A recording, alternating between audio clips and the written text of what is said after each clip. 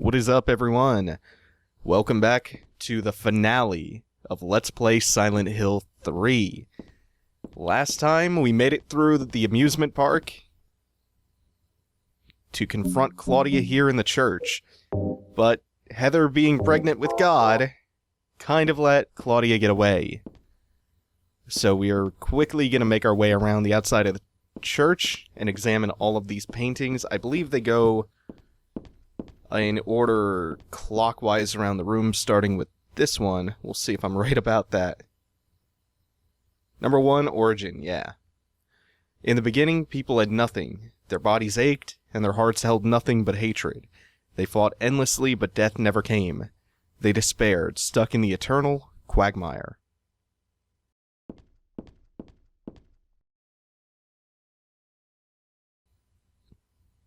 Birth. A man offered a serpent to the sun and prayed for salvation. A woman offered a reed to the sun and asked for joy. Feeling pity for the sadness that had overrun the earth, God was born from those two people.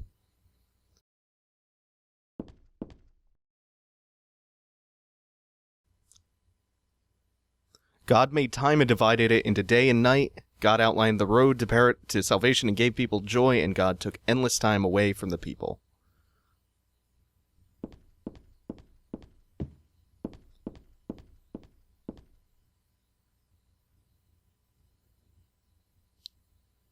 God created beings to lead people in obedience to her, the red god, Zukilbara, the yellow god, Lobselvith, many gods and angels. Finally, God set out to create paradise, where people would be happy just by being there. Zukilbara and Lobselvith are two names I want you to keep in mind. I'll speak about them more in just a moment. But there God's strength ran out, and she collapsed. All the world's people grieved this unfortunate event, yet God breathed her last. She returned to the dust, promising to come again. And finally, number 6. Faith. So God hasn't been lost. We must offer our prayers and not forget our faith. We wait and hope for the day when the path to paradise will be opened.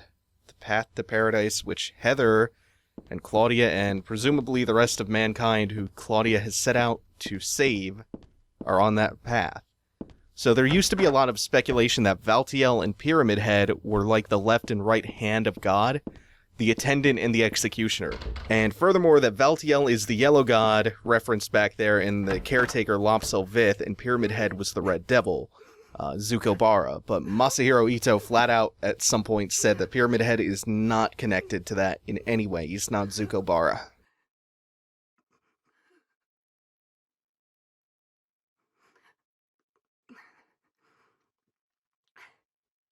Dear God, please forgive me. I know I'll be put to death for the sins I've committed. And I'll go to my death gladly, and with a peaceful heart. But please, grant me just a small piece of your everlasting mercy. Let me see my child once within your golden gates. Deliver me not to hell, but to purgatory. Allow me to atone for my sins there. I'll stand within the very flames of redemption, no matter how they burn me. Forgive me for my wicked act of revenge. And deliver the soul of my poor murdered daughter. Please, also care for the soul of the girl whose life I have taken. God, I am a child, trembling with fear as I stare at death. Soothe my tortured soul with your infinite mercy. Please, forgive me.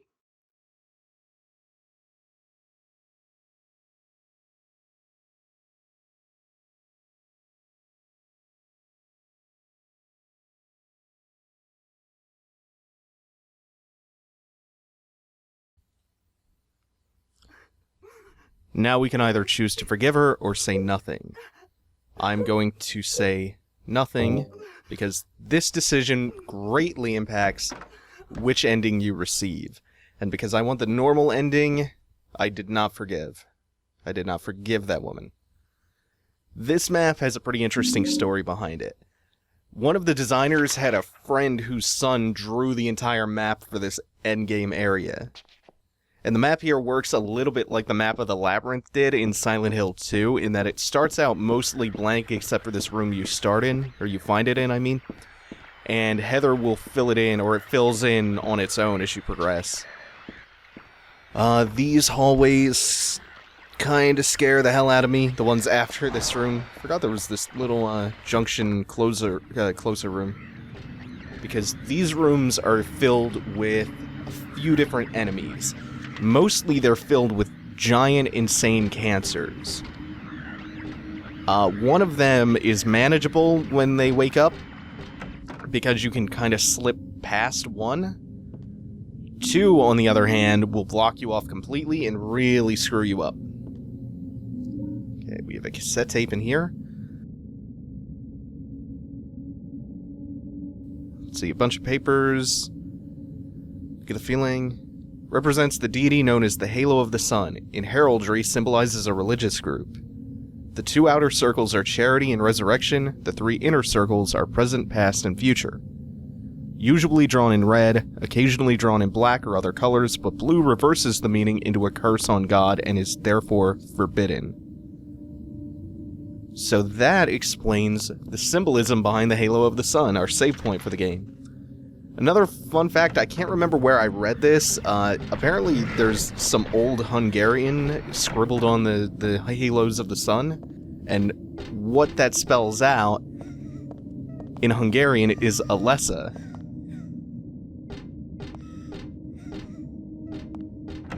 I don't know how true that is, but seems like an interesting little detail. Unwavering faith under death's blade, Saint Jennifer. And we'll skip that painting for just a moment, because it's the most important one. St. Nicholas, miraculous hands, a doctor of God. And this one is Saint Alessa, mother of God, daughter of God.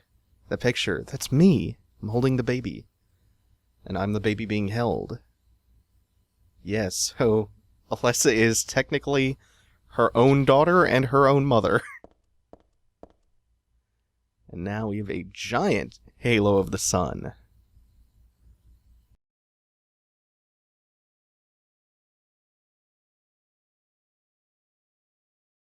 I think that might be our last save point message that we're going to be seeing for the rest of the game. Oh man, it's giving me chills getting this close to the end again. I always get this feeling every time I come through here. So over this way, you might notice yeah, there are some bloody footprints that are tracking towards this painting.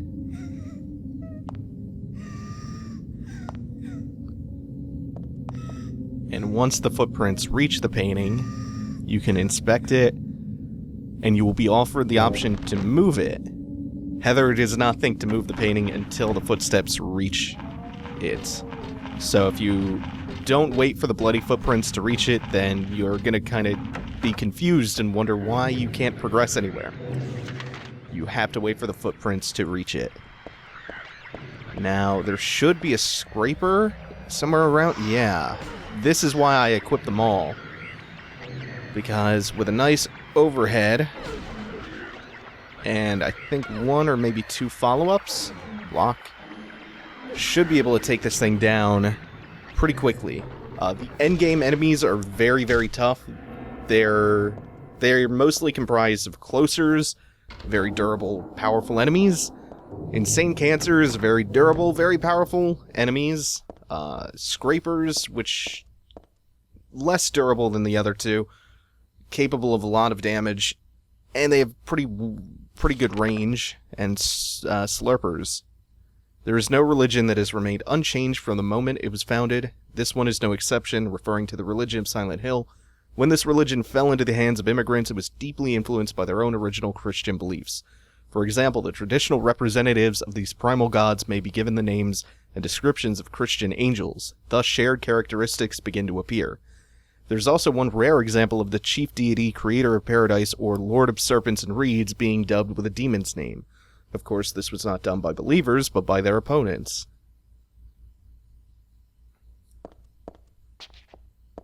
And there's one more book over here. This is a book on tarot. Tarot was based on the 22 Hebrew consonants and is said to represent the entire world. Each card, numbered 0 through 21, has a particular meaning. By reading these cards, fortune tellers predict the future. For example, the first card, the Magician, signifies creation, wisdom, beginnings, or destruction and fraud. The second card, the High Priestess, denotes intuition, harmony, faith, or dogmatism and arrogance. According to some texts, the Gardner deck has more than 22 cards. The Gardner deck does not exist today, it is mentioned only in the literature. It is said that these extra cards were based on lost Hebrew vowels and denoted an otherworldly transcendental existence, i.e. God. And the tarot are actually about to become very important as we pick up this tarot card right here to begin a cutscene. But first, is this anything? No, it's nothing!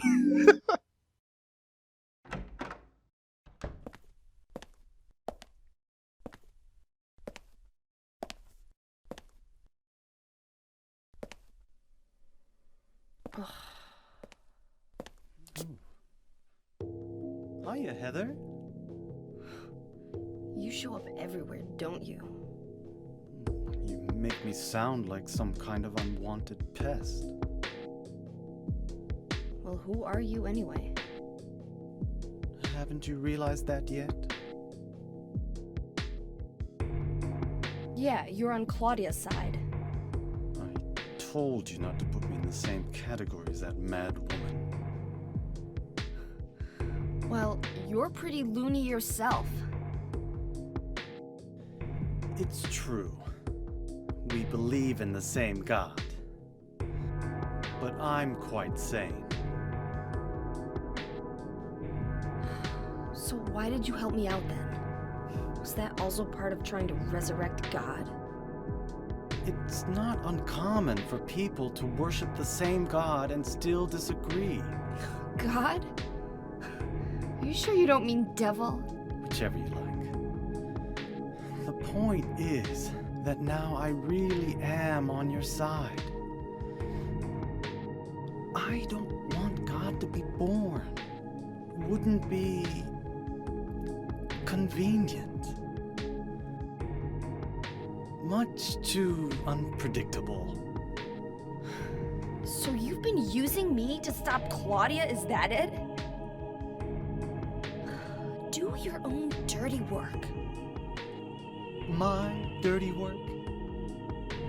I think we both had our own interests in mind. You hate her too, don't you? You're the only one who can get it done. I don't have powers like you two. Besides, I always hated getting all hot, sweaty. Oh, really? I'm just looking out for myself. Everyone does it. Don't stand there looking so smug. You're the worst person in this room. You come here and enjoy spilling their blood. And listening to them cry out. You feel excited when you step on them and snuff out their lives. Are you talking about the monsters? Monsters? They look like monsters to you? Oh no. Don't worry. It's just a joke.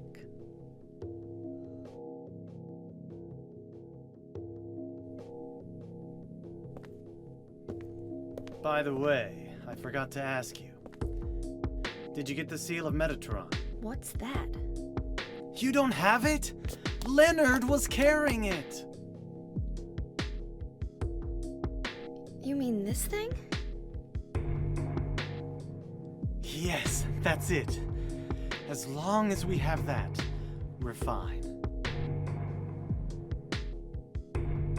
Here, take this.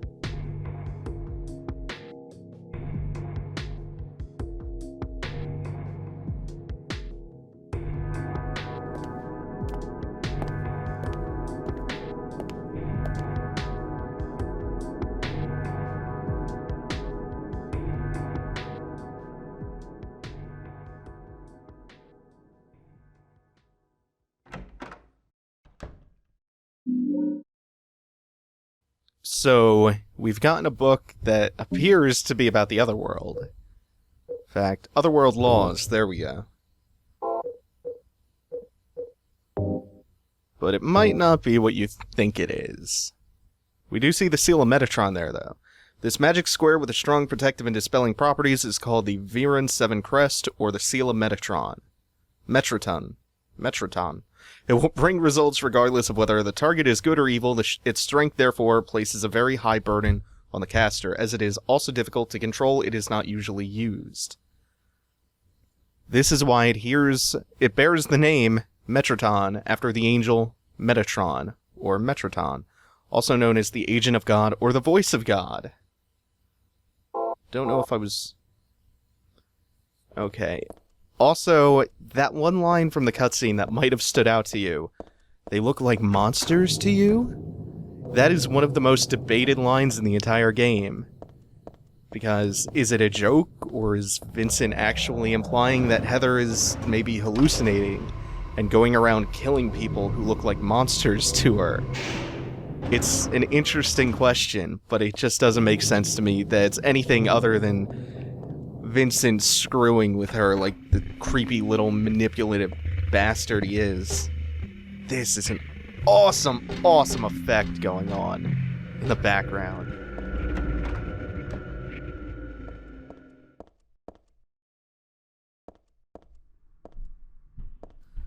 We get the hangman, very appropriately placed here, and some shotgun shells, which I don't really know if they're going to come in handy. Depending on whether or not the insane cancers back in that earlier hallway behave for me, we probably won't be using the shotgun anymore. And this looks like the apartment. Yeah. This lighting is awesome. So ahead of its time. This is Dad's diary. I sometimes have the sense, even now, that that girl is a reincarnation of Alessa. I don't worry about it much now. That's all forgiven. You were unloved, Cheryl. Or was that Alessa? Now Cheryl is Alessa again. No matter whose reincarnation she may have been, that girl was my most beloved treasure. But that name was a mistake. At the time, I thought of her only as a replacement for my lost Cheryl. When she knows the truth, will she feel bad? That's what worries me.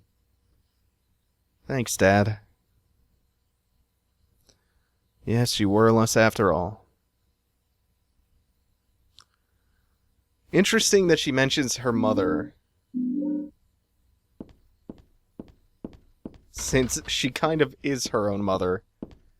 It actually kind of goes to show you that even though she's started to accept the fact that she is the reincarnation of Alessa is who she is, she still has her own identity that is separate from who she thinks of as being Alessa. She still believes that there is a separate Alessa and a separate Heather. She has her own sense of self. It's really interesting. It's kind of an aspect of the game that I usually don't appreciate that much, is how much of this game is actually about identity and the self. I usually think of it more in the context of its themes of like childbirth and abortion and the stuff I've already pointed out. But yeah, I guess themes of identity are pretty strong in here too. And that is why I love this game so much, because you always find new things to appreciate about it. This, if this doesn't look too familiar to you, is Alessa's room from Silent Hill 1, or which was shown in Silent Hill 1. And we even get a save pad from Harry. She's just beyond this door. I don't know how, but I can sense it. But she's not the only one there. I sense the presence of something extremely dangerous, even sickening, or maybe what they call God. Nevertheless, I will open that door. Enough of this idle chit-chat. God I'm not, but I fully intend to save her. No, them. Written 17 years ago. And Dad wrote this one too. I love finding the notepads from Harry. I love that callback. That one in particular is so cool. Okay, so we have a door with a bunch of indentations on it. It's not going to matter right now. This is Heather's sketchbook from when she was a kid. That's her drawing of her dad on the front of it. There's a note for us written in here, but it's not really going to be useful for us right now because we don't have all of the tarot cards yet. I think we have 3 or 4, I wasn't keeping track. But there are 5 in total that we need. So we'll come back and we'll reread that note, which is a hint about the puzzle when we have all 5 tarot cards. Let's see, what's waiting for me at the other end of the hall? I think there might be a couple of scrapers in this hall. I know one of these rooms is a straight-up trap with like 4 scrapers in it. Maybe that's what I'm hearing. Or am I thinking of a later room? Is this it? No. This is a giant room with a bunch of really, really buffed up closers.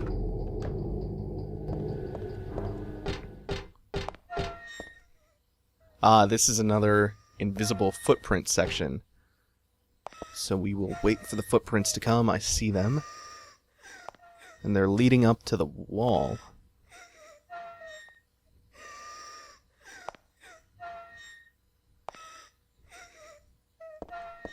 But before we interact with the wall, we come over here to see Valtiel again. As always, turning a valve endlessly, and he appears to be hanging 2 nurses. Lovely. So now we'll head back to this section over here where the camera is fixed.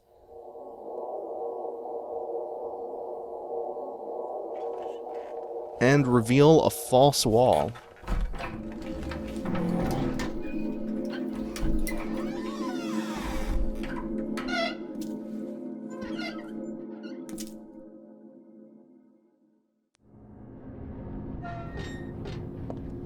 Through here, we enter a hospital room.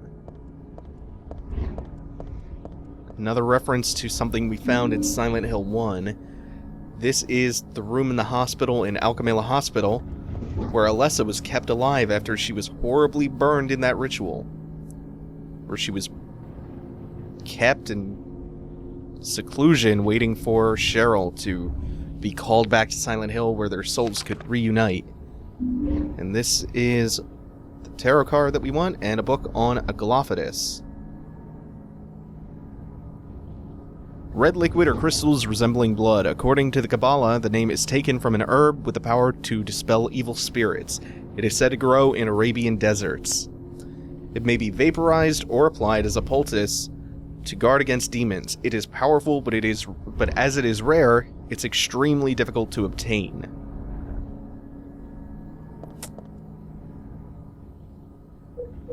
So, let's see. Yep. We are on track. So, let's head out. And false door. It should be the... Oh, whoops! Missed the insane cancer that just spawned there while we were in the hospital room. Almost ran right into him. Can't really avoid waking them up, but I noticed a door behind me. I might have to... I was gonna say, you can't really avoid waking them up, but you can avoid having to interact with them and deal with them. Oh, and there's another one. Okay, that door was where Valtiel was, and it's blocked off and nothing. That's why it was crossed out with a red X. Now I might get messed up by these closer... insane cancers. But no, they were very, very nice to me. I tempted fate and came out on top. Holy shit. Nice.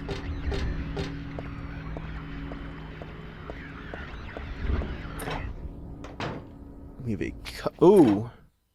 that's the wrong room. That's Alessa's room. Okay, we want to be going the opposite way. Because we have a couple of more areas to visit. We got the brass key in Alessa's room. You might have noticed, right before the turn we made back in that initial hallway into the room with the 2 insane cancers, or the hallway with the 2 insane cancers, there was a locked door that we couldn't get into yet. That's what the brass key is used for. So we're going to make our way back down there. I'm making it through this endgame area pretty cleanly compared to what I usually go through in here. Because you get these series of tight hallways and tight walkways where you get pendulums, scrapers, and insane cancers mostly, plus a couple of slurpers and closers, all of which are like the worst enemies you can meet in this area. I've only taken 1 or 2 hits, which is really, really nice. This is where things get fucking so scary, so bad. Oh. The problem right now is that I've gotten through this room once more. This is the hardest. This room is the worst. Oh shit. Where's the door? Okay, it's on the other side. I have to remember that. Okay, I made it through both of those rooms with my health intact. The problem is that once I get done with this room, which we're unlocking with the brass key, or this hallway, I have to go back through those 2 really nasty rooms. You might not have seen it too well, but in that junction room, there was a nightmare slurper. I think that's Valtiel down there. There was a nightmare slurper. I think there was 1 or 2 buffed up closers, and I think there was also 1 or 2 scrapers in that room, which is just a sick, sick combination of monsters to have to fight. Yet another callback room. This was Alessa's classroom, laid out in very much the same way, with Alessa's desk isolated in the middle of the room. Go home, drop dead, thief, all carved into the desk. Remember, that's the reason behind the symbolism for the Grey Children in Silent Hill 1. They were the kids who tormented Alessa. There's a girl named Alessa in my class. If your memory is any good, you may remember her. She's the one I said they called a witch. Most likely her mother is abusing her. I've never seen her come in without some sort of scrape or bruise. Her expression is pitifully dark. Something like this may not be so uncommon. Rather than coming up with pointless ideas, it's best to just watch and wait. But isn't there something I can do to help? I'm considering consulting a lawyer, but I do have my reservations. That's why I thought I'd ask you, my friend, for your opinion first. Signed, K. Gordon. Remember, K. Gordon was referenced in the first game, too. He was Alessa's teacher. You also need to pick up the K. Gordon key. Was that the one that you get at the end of Midwich Elementary? I'm forgetting too many details now. Let me stop. Okay, we have more insane cancers in this room. I think one of them is totally irrelevant, though. We'll never have to deal with one of those insane cancers.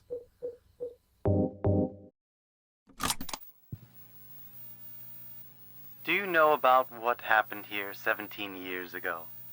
You've been here a long time. You must have heard some details. A group of pagans, blinded by earthly desires, spit in the very face of God. They tried to use the seal of Metatron to prevent God's awakening. But God drove the unbelievers away and threw them into the abyss. But due to their wickedness, God was unable to be born properly. And so, she has slumbered ever since, in the womb of the Holy Mother, until the time of the awakening. That's all that I know. That's it, huh? Well, thanks. Father Vincent, I heard that the Holy Mother has been found. Is it true? Alessa has been found? Did Claudia say that? Yes. Then it must be true. Her sight rarely fails her. Bless the Lord. Maybe it's because of her great faith. but I could never be like her. I wouldn't want to. Nor I. The truth is, Sister Claudia frightens me a little. Well, now, let's both show our faith by forgetting about this little talk, okay? Yes, but does that mean this land will finally be the home of eternal paradise? If God wills it, my sister. If God wills it.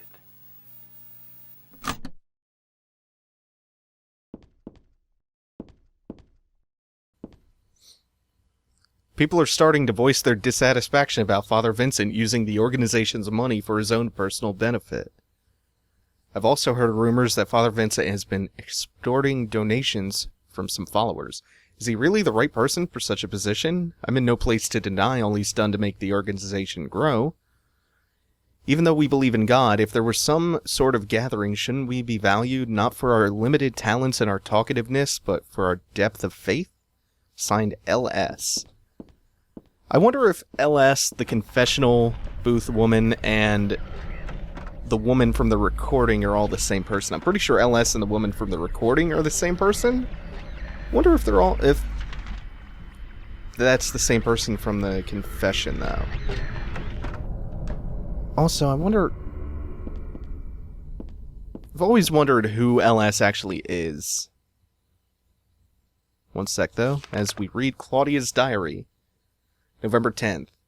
She didn't die then, she was born. I knew that for a fact, but then why haven't I found her yet? They were supposed to need her power to build paradise for the happiness of the people. She was supposed to be reborn for that. I'd really like to see her. November 14th.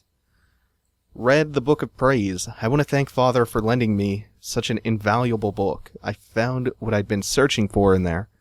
How to awaken God, but it's much too cruel. Will I be able to pull it off when I see her? From the 16th, I was free all day, so I read A Modern History of Refugees and Young Slaves' Child Exploitation. I don't want to be a mere bystander in this world. I can't do anything now, though, and that's what's hard. This is an old birthday card.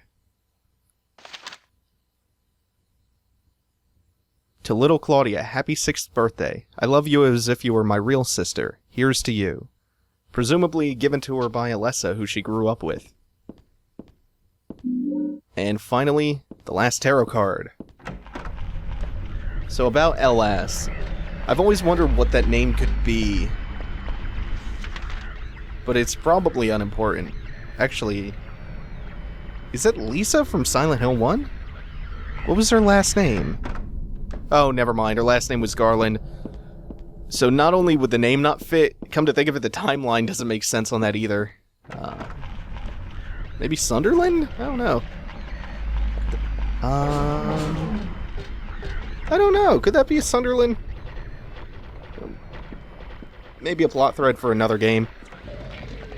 That reminds me, there was going to be a Way Forward Silent Hill for the DS that starred James Sunderland, who was trapped in a room kind of like Henry in Silent Hill 4. Could have been interesting to see. Would have liked to see a Way Forward crack at that. Couldn't have been as bad as Homecoming. Alright, now the scary part.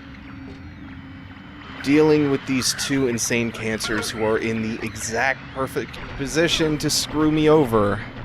As they're both side by side. Happy only one woke up. I might be able to get through this unscathed. Yes! Oh, okay, which way am I going? I have to make sure I don't go the wrong way. And squander my outrageous good luck. Okay. So now, head back through here, I believe. And... oh, there's still this.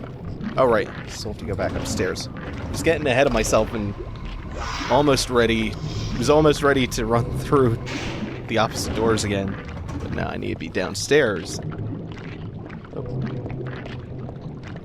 And the good news is that we only have to deal with this next hallway with the two pendulums and the scraper one more time. So one more run of good luck and I'm home free. Getting hit once by one pendulum isn't too bad. That was kind of shitty, though. Okay. Good, good, good. It's all according to Keikaku. Now we'll head down to the end of the hall and into the tarot card room, where we are in for kind of an obtuse puzzle. I had a dream. In my dream, I opened a door, but was that really me? I had a different name.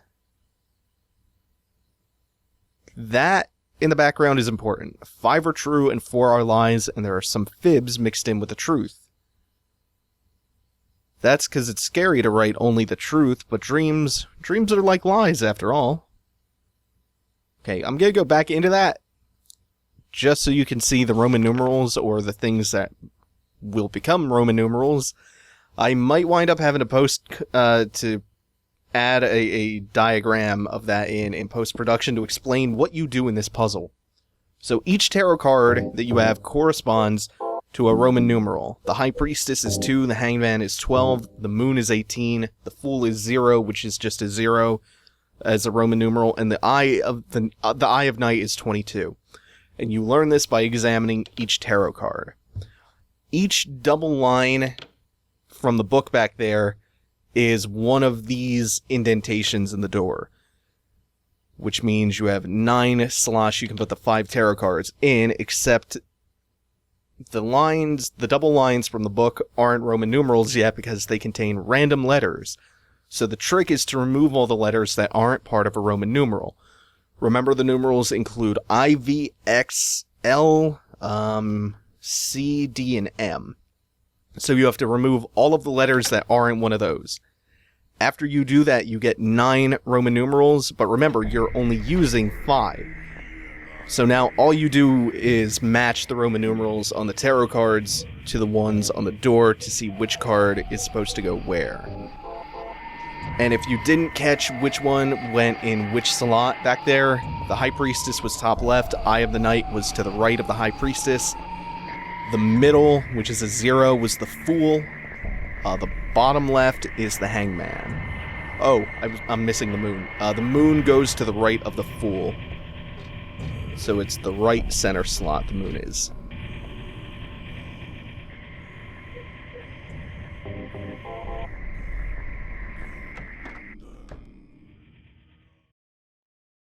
What do I want? Well, for the 2 of you to die, that would be nice. Then I could relax. When did you stop believing in God? God lives. Just look around you. But I do believe in her. In my own way. I fear her, and I adore her. But I haven't lost my mind like you. You think that this is the work of God? Isn't this all nothing more than your own personal nightmare? Just like less than 17 years ago? If this really is the work of God, then I'd say she has lousy taste. You mock God? Traitor. You will go to hell. Not that again!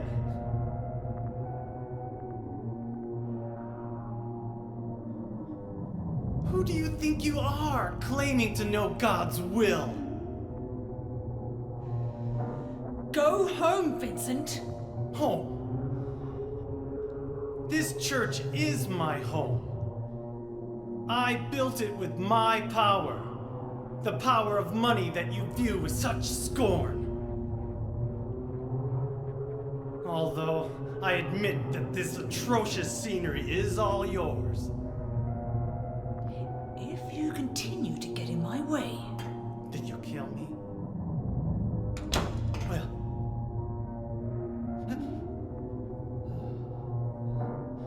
Well... The guest of honor has arrived. Let's get this party started. Heather, go ahead and kill this crazy bitch. This demon who claims to speak for God. The time has come. You can kill her now. You'll go to hell!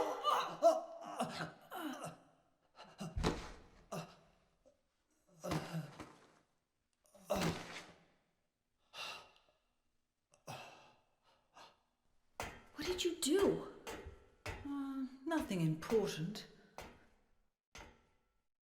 You're not going to run? I guess this is the end. No, the beginning. As Vincent said, the time has come. Alessa, I'm saddened that you didn't agree to this on your own. But I thank you for nurturing God with all the hate in your heart.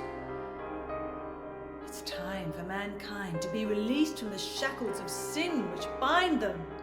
But a god born from hatred can never create a perfect paradise. Happy people can be so cruel. Is it so hard to believe that sympathy could be born out of pain and suffering? Why do you reject God's mercy? Why do you cling to this corrupt world? You know that only God can save us. And save you too? Happy ending? I'd rather go to hell. No, I don't expect to be saved.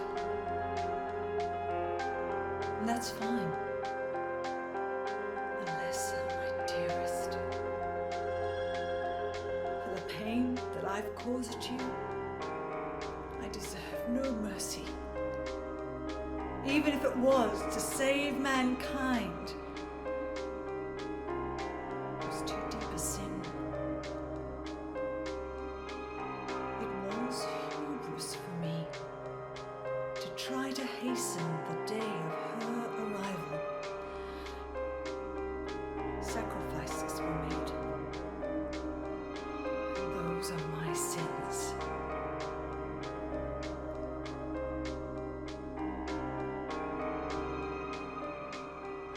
If you feel so guilty about it, why don't you go to hell?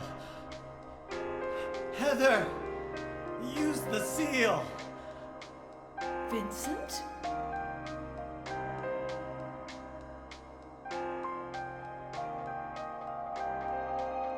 The seal of Metatron? Now your stupid dream is over. Oh, that's just a piece of junk. What do you think you can do with that? Do you really think it can kill God? I'm sorry to see you fell for my father's foolishness. What? You're pathetic.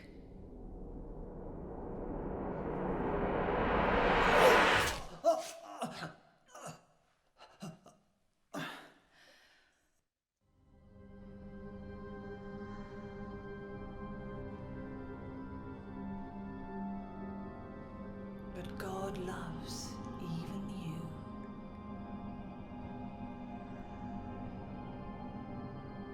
Now, Alessa, there's nowhere else to run.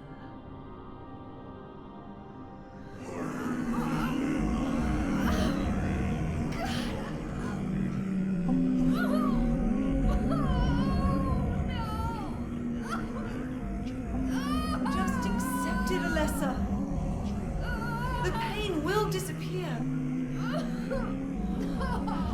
been waiting so long for this. Even as a child, I knew I would see the coming of this day. I knew I would be a witness to it. Judgment Day.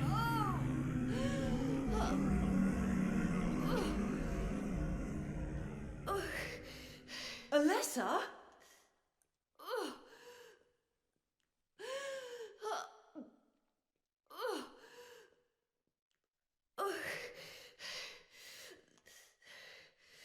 Shut your stinking mouth, bitch! Okay, so the seal that we fought so hard to get is useless. Trying to kill Claudia will result in our deaths. So we have to find another solution. We have to find another item that we might be carrying. The silencer isn't going to do it. The perfume just attracts monsters to you. So the talisman, we've already established, doesn't work. What do we have? Something that I examined in the beginning of the game. Let's examine it again. There's a jewel inside, like a little red tablet. Well, let's see what that does here.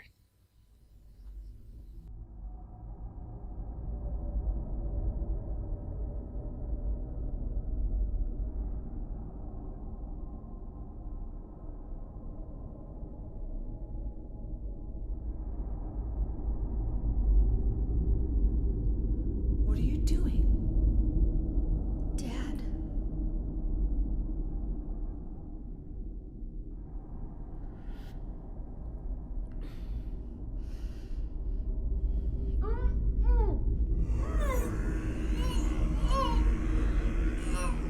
She is nearly here.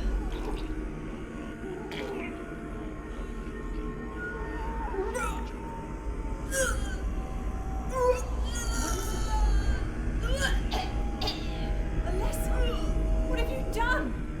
What did you swallow?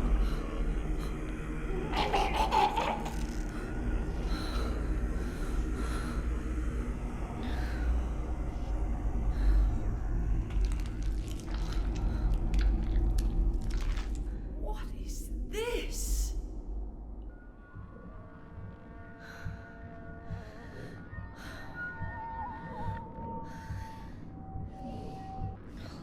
Looks like God didn't make it. Stop! God is... Claudia!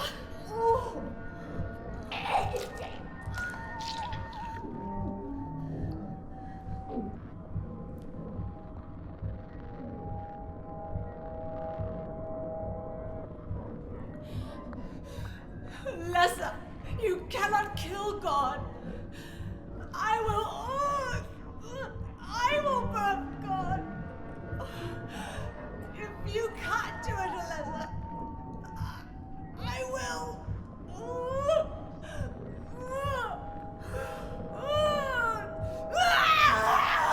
Claudia! Claudia!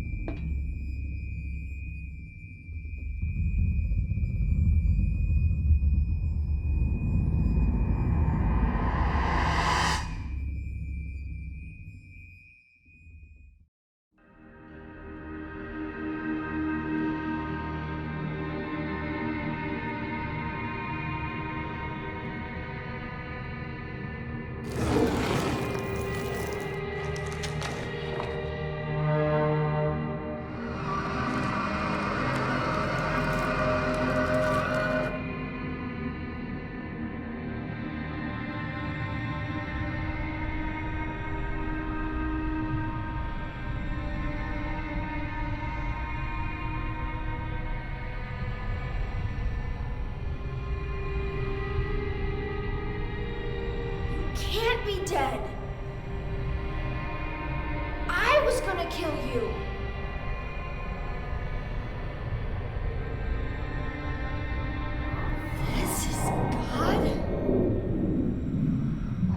And the red jewel in the pendant that Harry gave to Heather was a tablet of Aglaophatis. The ending of Silent Hill 3 is one of the most twisted, bizarre things I've ever seen in a game. You swallow a liquid that causes you to orally abort the fetus of God.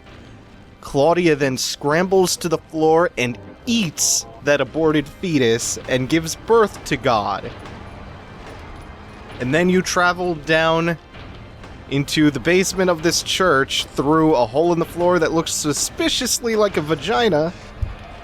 And for the second time in the series, we are fighting a frail, prematurely born god worshipped by a cult in a resort town. Oh my god, everything about this is so twisted, and yet so cool. So the trick to this final boss is keeping enough ammo around for the final sequence, which if you're just running past enemies, you'll have no problem doing. You can only be attacked by that flame attack if you stand on the outside of the semicircle. If you move past this line, or the line in front of it rather, the boss will start taking very large melee swipes at you, which do a huge amount of damage to you. All you have to do to avoid the flame is when you see it start up, just strafe left or right. It doesn't even matter. And you can just sit at this range all day and all night, blasting away. Makes it a pretty trivial fight. If you have to melee her, on the other hand, this fight becomes very, very difficult. Now, if you want a secret weapon,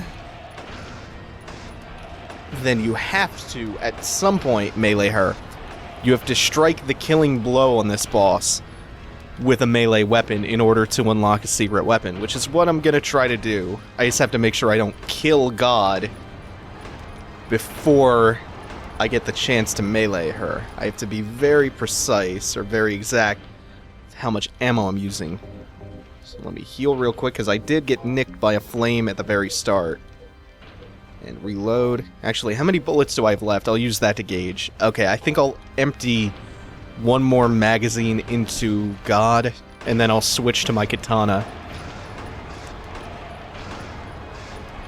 And we just strafe. Everything about this, the atmosphere, the setting, the design of the boss, it's all so fucking cool. And now God should be low enough on health that I can finish this with a couple overhead swings from the katana.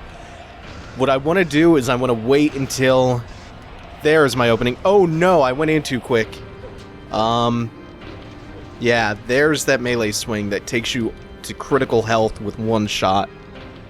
So we'll heal up with an ampoule, which I have plenty of, and back out and wait. What I'm waiting for is that, for her to lower herself to the floor. Then I can whack away at her a couple times.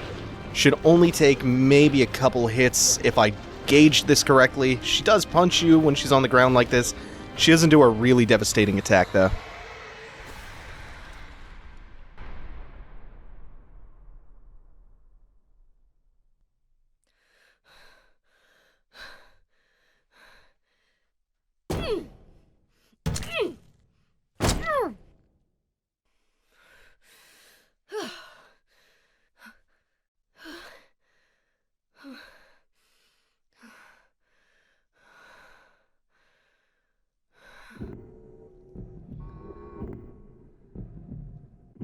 Is that the end? I guess it's time to roll the credits.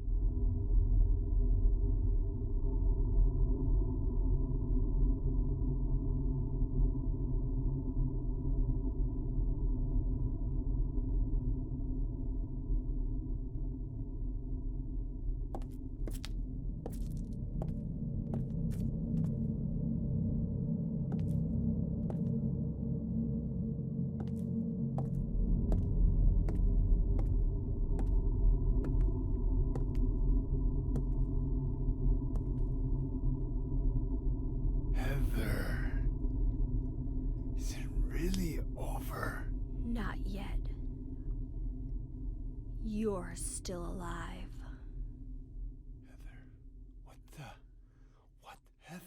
Heather, Just a joke. you've got terrible I'm taste. sorry. Heather, did You don't have to call me that. I'm not hiding anymore. You want me to use your real name? What was it again? Cheryl. The name my father gave me. You gonna let your hair color go back too? I don't know. Don't you think blondes have more fun?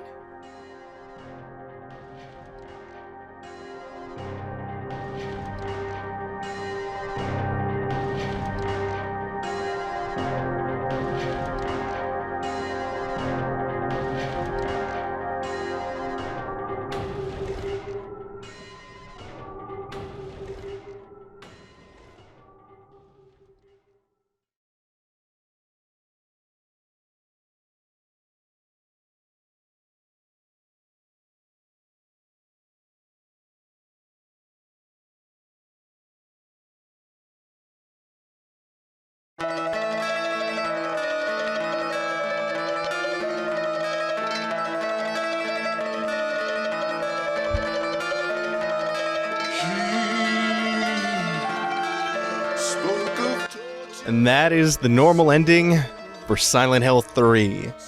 To recap the way you get that particular ending, which I believe is considered the canonical ending, you have to kill as few enemies as possible, you have to take as little damage as possible, and back in the confession booth, do not forgive the person confessing. All of those things will help you achieve this ending.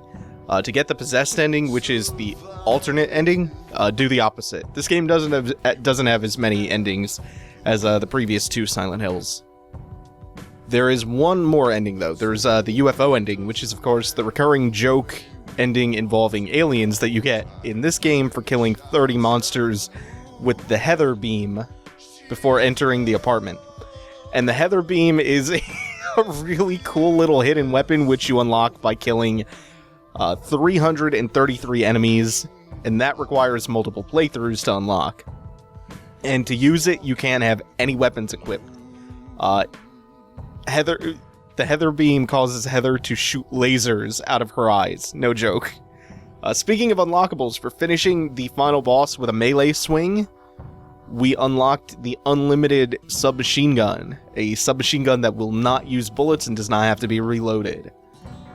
Other unlockable weapons include a beam saber or a lightsaber, which you get if you beat the game and use mostly melee weapons to kill monsters, and the flamethrower is also something along that same vein.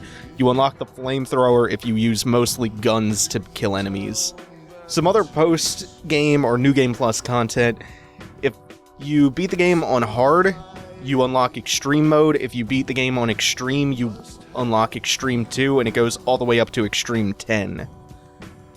And also, after you beat Silent Hill 3, you can go into an option on the menu screen to input a code to unlock costumes, and there are a couple dozen costumes. And one of them in particular is a magical girl outfit. Also, if you use the Konami code in the costume select window, or the costume select menu, you can unlock Douglas wearing his boxers for the entire playthrough.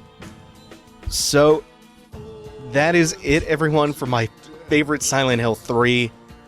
There is virtually nothing that I don't like about this game. Everything about it feels as perfect as anything has ever felt to me in a game. The atmosphere, the symbolism, the narrative, the way the story is structured, the plot itself, while outlandish and silly, is still committed to in a really, really interesting way. I love Heather. I love all of the characters. Vincent, Claudia, Douglas, everything. The monster design, Masahiro Ito was on his A game with the monsters. The environmental design, the variety of environments, the awesome little callbacks and references to Silent Hill 1 and 2. I can go on and I can just gush about Silent Hill 3 forever. This is not only my favorite Silent Hill, it is one of my favorite games of all time. It's easily my favorite horror game ever. It's got one of my favorite stories, one of my favorite narrative arcs. It explored some themes that even today games are still not approaching, that are considered maybe too taboo. Everything about it is just incredible. Incredible game. So that is it for this playthrough. I am so sad that this is over. I want Silent Hill 3 to last forever. Maybe one day they'll make another good Silent Hill game and I can appreciate it just as much as I appreciate Silent Hill 1, 2, and 3, and to a much, much lesser extent, The Room. Anyway, thank you guys for sharing my enjoyment of my favorite Silent Hill game. One of my favorites ever. Coming soon, let's play Dark Souls 2. Just a few more days to wait. Thanks for watching, everyone. Be sure to hit the thumbs up, like, subscribe, comment, check back for daily updates on the channel. Check out some other playlists. Follow me on Twitter, where I am at TheScribeD, same as my YouTube name. And follow me on Twitch at twitch.tv/ScribeD, where I stream roughly once a week, maybe more, maybe less sometimes. And that is it for Let's Play Silent Hill 3, everyone. Thanks for watching. Take it easy. Have a good one.